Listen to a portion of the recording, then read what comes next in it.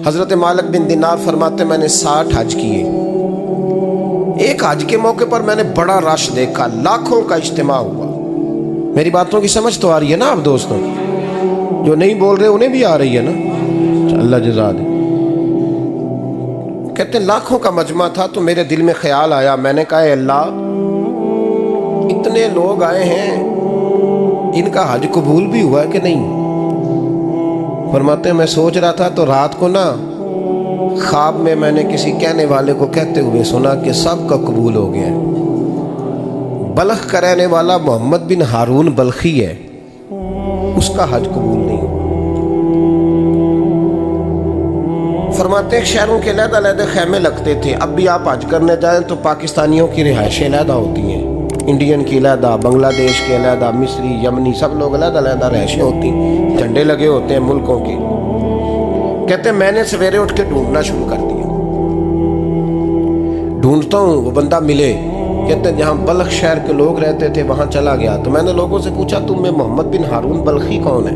लोग कहने लगे वो तो बड़ा नेक आदमी है, परहेजगार है, बड़े भोले भाले, बड़े अल्लाह वाले, रियाज आपको बस हम ही जानते हैं, वो तो बड़ा नेक है, परहेजगार आदमी। तो मैंने कहा अच्छा कहाँ है?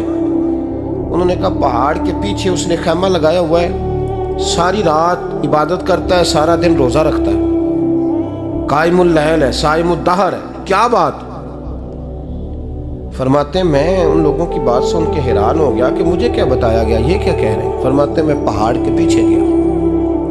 हज़रत मालिक बिन दिनार अलैहिर्रहमा फरमाते हैं जब मैं वहां पहुंचा तो मैंने उस शख्स को मुसल्ले पे बैठे देखा। कसरत इबादत के आसार उसके वजूद पर नजर आ रहे थे, सीधा बाजू उसका कटा हुआ था। फरमाते 2 रकते मुकम्मल करके ना मैंने उससे अस्सलामु अलैकुम कहा तो मुझे कहने लगा वालेकुम सलाम, आप मालिक बिन दिनार हैं? मैंने कहा बड़ी इसकी फिरासत है। फरमाते फिर उसने ठंडी सांस ली, कहने लगा आपको ख्वाब आई होगी कि मेरा हज कबूल नहीं हुआ। फरमाते मुझ पर और बिजली गिरी कि क्या कह रहा? मैंने कहा यार लोग भी तेरी तारीफ कर रहे हैं और तेरी बसीरत भी बड़ी है, तो ये माजरा क्या है? कहने लगा आप ना पूछें। ये कह के उसने रोना शुरू किया, देर तक रोता रहा। मैंने कहा नहीं यार तू बता। कहने लगा नहीं आप ना पूछें, आप नाराज होंगे। मैंने कहा मैं नहीं होता, तू बोल ना। कहने लगा हुजूर 24 साल हो गए मुझे हज करते हुए, 24वां हज है मेरा, और हर साल कोई अल्लाह का वली आके बताता है कि जा चला जा तेरा कोई नहीं कबूल हुआ।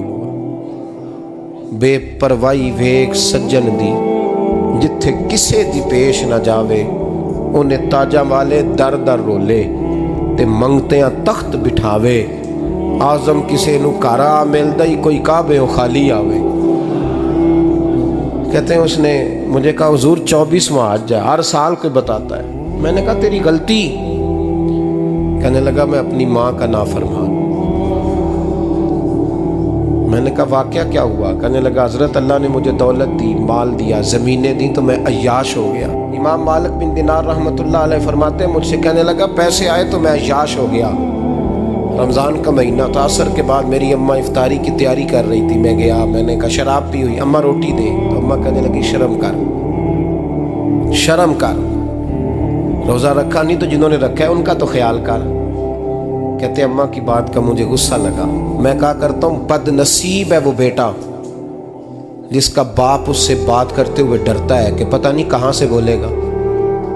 बदनसीब नहीं वो बेटा जिसकी माँ उससे बात करते हुए सहम जाती है कि पता नहीं कौन सी बोली बोलेगा। बदनसीब नहीं कि माँ बाप भी जिससे खोल के बात ना कर सके।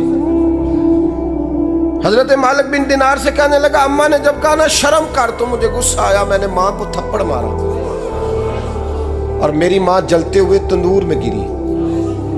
लोगों ने मुझे पकड़ के अंदर बंद कर दिया कमरे में। सारी रात में शोर सुनता रहा पर नशे में धोत रहा। सवेरे आंख खुली तो मेरी बीवी बैग बांध रही थी। मैंने कहा कहाँ जा रही हो? कहने लगी जो माँ का नहीं बना मेरा कैसे बनेगा? वो मैंने कहा मेरी अम्मा का वो तो लोगों ने रात को ही दफन कर दी जनाजा पढ़ के। तड़प के कहने लगा मुझे क्यों नहीं बताया? तो कहते हैं लोग कहने लगे तेरी मरती हुई माँ कह गई थी इसे मेरा मुंह ना देखने देना।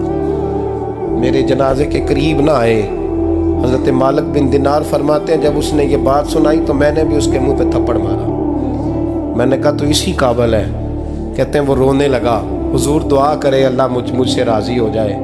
कहने लगा जब माँ की इंतकाल की खबर मिली तो मैंने कुल्हाड़ी लेके वो हाथ काट दिया जिससे माँ को मारा था। मैंने सारी जायदादें खिरात कर दी। 24 साल हो गए, 24 साल। सारी रात नमाज पढ़ता हूँ, रोज़ा रखता हूँ, हज करता हूँ, पर हर साल कोई आके कहता है जा दौड़ जा, तेरा कोई नहीं कबूल हुआ। हुजूर दुआ करे मालिक राज़ी हो जाए। फरमाते मैं थप्पड़ मार के आ गया। मैंने कहा तुझसे राज़ी हो जाए इतने जालिम से? इमाम मालिक फरमाते रात को आके सोया तो मुझे ख्वाब में रसूल पाक का दीदार हुआ।